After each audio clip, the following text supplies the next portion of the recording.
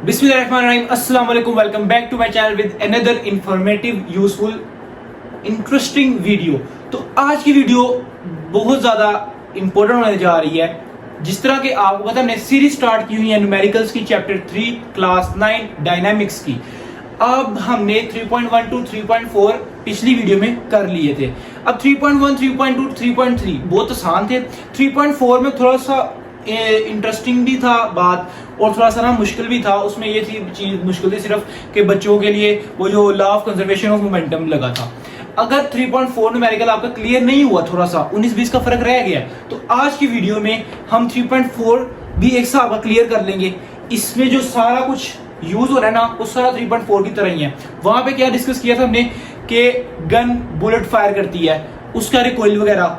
और आज हमने क्या डिस्कस करना है कि एक एस्ट्रोनॉट है, एक रेंच फेंकता है, वो उसके बारे में हम डिस्कस करेंगे। तो अब हम देखते हैं बड़े आसान से अल्फाजों में वो क्या कह रहा है। पहला पॉइंट क्या बताया था? शाबाश, क्या बताया था?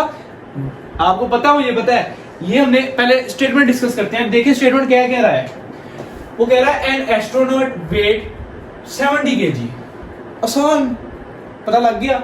सिंपल, हमारे पास एक एस्ट्रोनॉट है जिसका वेट है 70 kg, वो हमें बता दिया उसने। आगे कह रहा है, सुनो, he throws a wrench of mass 300 ग्राम।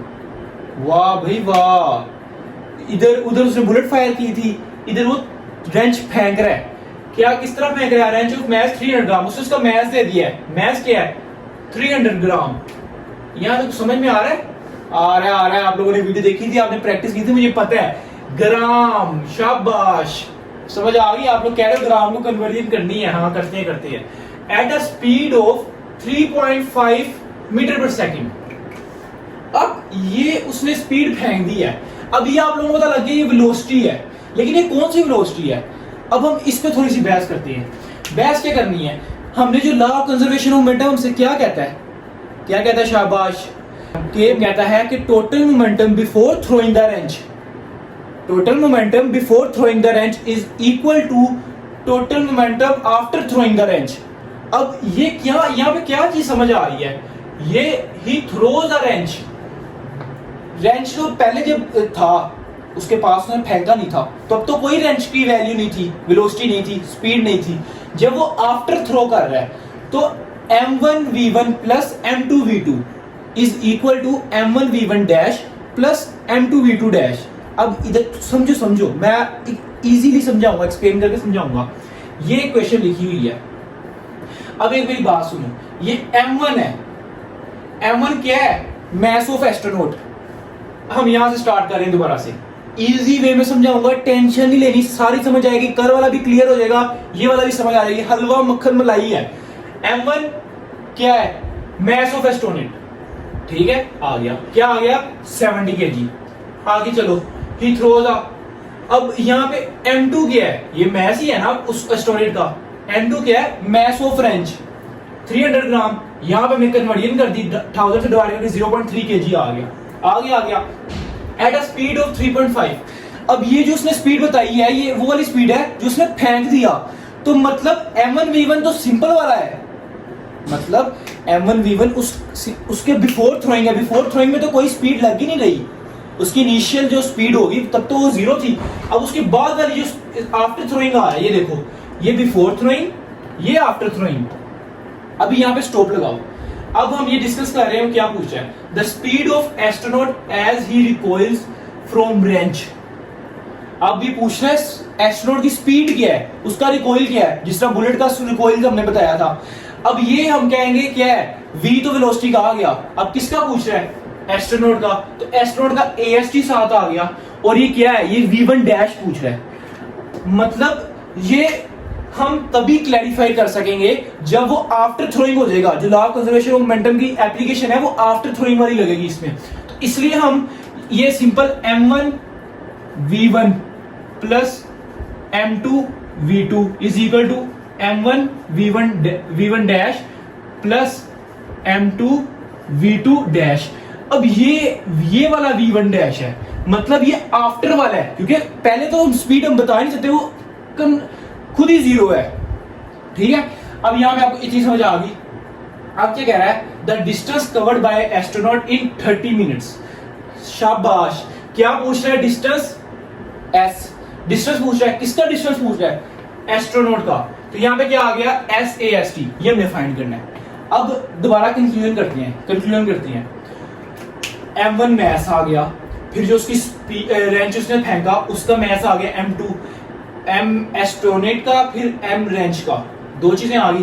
फिर एट अ स्पीड ऑफ 3.5, अब उसने जो V2 डैश हमें बता दिया हुआ है रेंच का, 3.5 आ गया। सुनो, अब हमें क्या फाइंड करना है? ये V1 डैश आ गया, V एस्ट्रोनॉट और डिस्टेंस। अब डिस्टेंस का फार्मूला तो आप लोगों को पता है, S equal to VT, velocity into time, हम ये पहले पढ़ चुके हैं। अब यहाँ पे वेलोसिटी तो हमारे पास है नहीं, जो हमें निकालनी है V एस्ट्रोनॉट ये।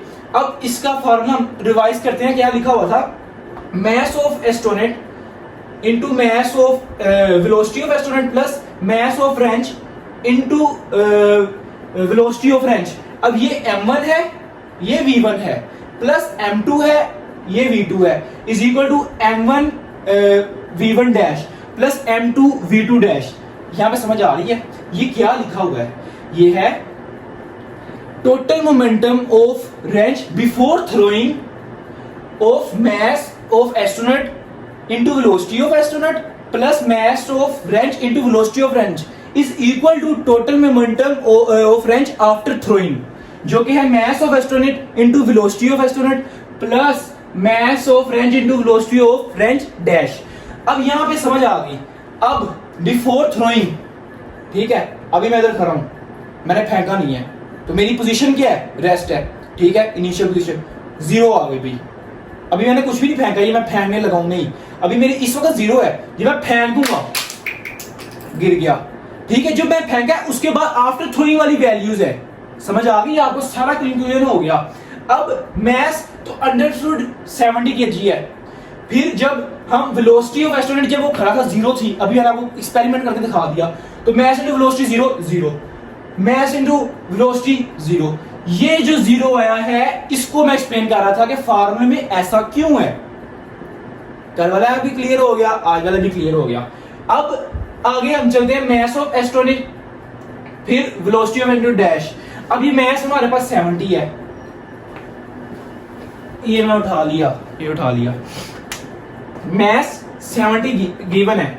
अब वेलोसिटी ऑफ एस्ट्रोनॉट डैश ये हमने फाइंड करना है, ये V1 है, प्लस मास ऑफ रेंच ये क्या है? 0.3 kg। फिर वेलोसिटी ऑफ रेंच डैश ये गिवन है, क्या है? 3.5। सिंपल, समझ आ गई? अब इस पे हमने वैल्यूज पुट कर दी है, ये 0 है। अब ये वेलोसिटी ऑफ एस्ट्रोनॉट इधर ही रहेगा, ठीक है। जब ये जो प्लस हो रहा है इधर आके माइनस हो जाएगा। ये वेलोसिटी ऑफ एस्ट्रोनॉट इधर रह गया, उसके साथ 70 है, ये इधर माइनस हो गया, वैल्यूज पुट कर दी, वेलोसिटी ऑफ एस्ट्रोनॉट इधर ही रहेगा, 70 इधर डिवाइड हो रहा है, इधर मल्टीप्लाई हो रहा है, इधर आके डिवाइड हो जाएगा। डिवाइड होने के बाद ये आंसर आ गया हमारे पास -0.015 मीटर पर सेकंड। अब यहाँ पर ऑर्डिनरी फॉर्म में से लिखा हुआ है, हमें साइंटिफिक नोटेशन में लिखना है। आंसर यहाँ तक आ गया है, अगर साइंटिफिक नोटेशन में लिखना है तो कोई मसले वाली बात नहीं है। आपने क्या करना है, ये पॉइंट के बाद 2 वैल्यूज है ना, इसके बाद 1 इधर आएगा 0। तो जब जितनी वैल्यूज 2 है तो 10 की पावर -2 आ जाएगा, 3 होगा 10 की पावर -3 आ जाएगा। इस तरह हमने लिख लिया, क्लियर हो गया। अब सिंपली हम यहाँ पे डिस्टेंस का क्या फॉर्मूला है? शाबाश, S equal to V astronaut T। तो अब यहाँ पर वैल्यू क्या निकाली है? 0.015 मल्टीप्लाई T क्या था? ये टाइम था जो कि उसने 30 सेकंड दिया हुआ था। अब 30 मिनट है, मिनट कोई वैल्यू नहीं है, तो हम इसको सेकंड में लेके जाएंगे। इस पे लेके जाएंगे सेकंड में, तो 30 मल्टीप्लाई 60। ये किस तरह हुआ? जब भी आप कोई चीज मिनट से सेकंड में लेके जाते हो तो आप लोग उसको 60 से मल्टीप्लाई करते हो, तो ये 1800 सेकंड आ गया। तो इस तरह हमने 1800 सेकंड निकाला था, जो कि इसमें हमने वैल्यू पुट किया और एस क्या आ गया? शाबाश, 27 मीटर। ये आपका न्यूमेरिकल आपने खुद ही कर लिया है, आपको समझ आ गई है। इतना आसान वे में समझाया है। अगर नहीं भी समझ आई तो इसका मतलब यह है कि आप लोगों ने ये टॉपिक जो कि बहुत इंपॉर्टेंट है, लॉन्ग बोर्ड के पॉइंट ऑफ व्यू से भी आपने तैयार नहीं किया। मैंने आपको एक पहली बात की थी, ये क्या लगा है? ये फार्मूला लगा है। अगर आपने फार्मूला तैयार किया ही नहीं, टॉपिक तैयार किया नहीं, तो आप किस तरह समझोगे। लेकिन मैंने ये इस तरह समझाया कि अगर कोई बच्चा यहीं से ये टॉपिक देख रहा है, पहले उन्होंने नहीं पढ़ा हुआ, तो फिर भी वो समझेगा। तो आज की वीडियो में इतना ही। अगली वीडियो तक के लिए दुआओं में याद रखिएगा, और ये वीडियो अपने दोस्तों में शेयर करनी है। सबको इस न्यूमेरिकल में प्रॉब्लम थी, मुझे पता है, आप लोगों ने बताया था कमेंट में। तो ये न्यूमेरिकल अब सोल्व हो गया। इंशाल्लाह मिलते हैं अगले न्यूमेरिकल में। तो अल्लाह हाफिज।